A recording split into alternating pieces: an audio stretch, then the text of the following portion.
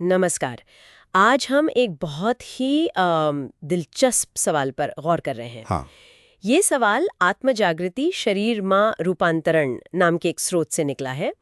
सवाल ये है कि क्या ये जो आत्मिक या आध्यात्मिक जागृति होती है, इसका असर सिर्फ हमारी चेतना मतलब मन वहीं तक रहता है या शरीर पर भी आता है। हाँ बिल्कुल, या ये हमारे शरीर तक भी पहुंचता है। इस स्रोत का तो मानना है कि जब अंदर गहरे बदलाव आते हैं ना, तो शरीर भी उन्हें महसूस करता है, दिखाता है। तो आज हम इसी गुत्थी को थोड़ा सुलझाने की कोशिश करेंगे कि ये शारीरिक बदलाव क्या है और क्यों होते हैं। बिल्कुल। और ये विचार मतलब काफी गहरा है कि शरीर और आत्मा को आप अलग करके नहीं देख सकते। स्रोत इसी बात पर जोर देता है अच्छा। कि चेतना में अगर कोई बड़ा बदलाव हो रहा है तो शरीर पर उसका निशान, उसका अक्स दिख सकता है, जैसे आईने में दिखता है वैसे। हाँ। तो ये शारीरिक निशान या बदलाव ये किस तरह के होते हैं फिर? स्रोत कुछ खास संकेतों की बात करता है ना? हाँ बिल्कुल। एक तो ये कि शरीर में वो एक नई किस्म की ऊर्जा महसूस हो सकती है। हाँ, ऊर्जा। जैसे थकान कम लगना या एक तरह का हल्कापन सा महसूस होना। सही। और दूसरा कहते हैं कि आंखों में एक अलग सी चमक या गहराई आ जाती है। हाँ, और उसके साथ ही जैसे सांस लेने का तरीका वो बदल सकता है। सांस लेने का तरीका कैसे? ज्यादा सहज, गहरा और एक लय में संतुलित। त्वचा पर भी एक चमक या कांति दिखने की बात कही गई है। त्वचा पर भी? अच्छा। हाँ, जिसे स्रोत सीधे तौर पर बढ़ी हुई प्राण शक्ति। प्राण शक्ति यानी जीवन ऊर्जा। हाँ बिल्कुल, जीवन ऊर्जा से जोड़ता है।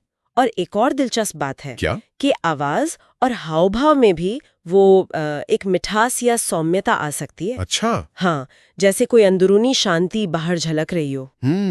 इस सारे बदलाव सुनने में तो मतलब काफी अच्छे लगते हैं, लेकिन स्रोत इनके पीछे का कारण क्या बताता है? क्या ये कोई जादुई चीज है? नहीं नहीं, स्रोत इसे जादू नहीं कहता, बल्कि ये गहरी आत्म जागरूकता और शरीर और मन के बीच जो तालमेल बढ़ता है ना, उसका नतीजा मानता है। तालमेल का नतीजा? हाँ, एक बहुत खूबसूरत बात कही गई है उसमें। शरीर आत्मा का गहना है। आत्मा का गहना? वाह। हाँ, गहना मतलब जब आत्मा और शरीर के बीच की दीवारें गिरती हैं, उनमें एकता और शुद्धता बढ़ती है, तो शरीर उस अंदरूनी प्रकाश को बाहर दर्शाने लगता है। जैसे गहना पॉलिश होके चमकने लगता है, बिल्कुल वैसे। आत्मा का गहना, ये सच में एक बहुत दमदार विचार है। अच्छा, तो ये समझने के बाद कि क्या बदलता है और क्यों बदलता है, अब सवाल ये है कि ये बदलाव असल में शुरू कब और कैसे होते हों। स्रोत इस पर क्या कहता है? देखिए, स्रोत बताता है कि इसकी कोई एक फिक्स्ड वजह या तय समय नहीं है। अच्छा। ये तब हो सकता है जब आत्मा का गहरा संबंध वो चेतना में महसूस होने लगे, या फिर जब ध्यान और साधना के जरिए मन और शरीर की पुरानी गांठें या रुकावटें खुलने लगें।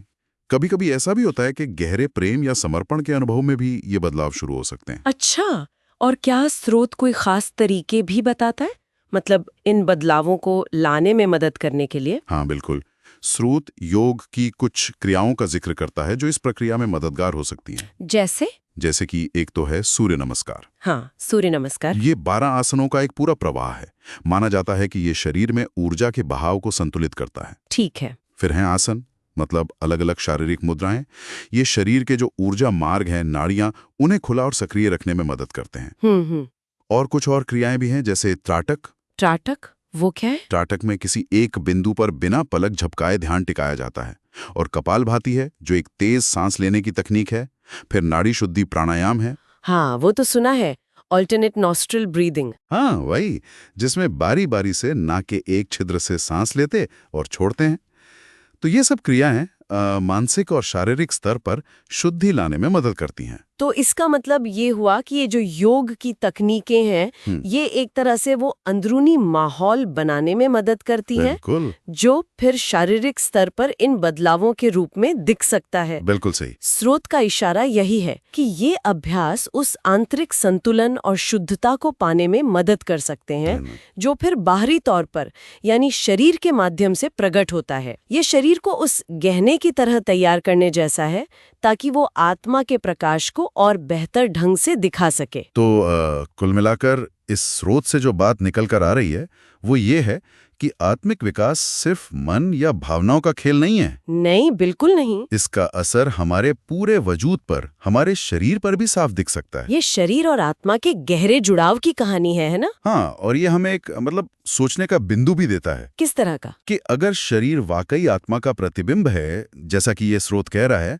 तो हमारे जो रोजमर्रा के शारीरिक अनुभव हैं, चाहे वो छोटी मोटी तकलीफें हों या बीमारियां हों या फिर अच्छा स्वास्थ्य हो, क्या वो हमारी अंदरूनी स्थिति के बारे में, हमारे मानसिक और भावनात्मक संतुलन के बारे में कुछ गहरे संकेत दे रहे हैं? संकेत जिन्हें हम शायद अनदेखा कर देते हैं। हाँ, बिल्कुल, जिन्हें हम अक्सर अनदेखा कर देते हैं। तो इस पर विचार करना काफी दिलचस्प हो सकता है।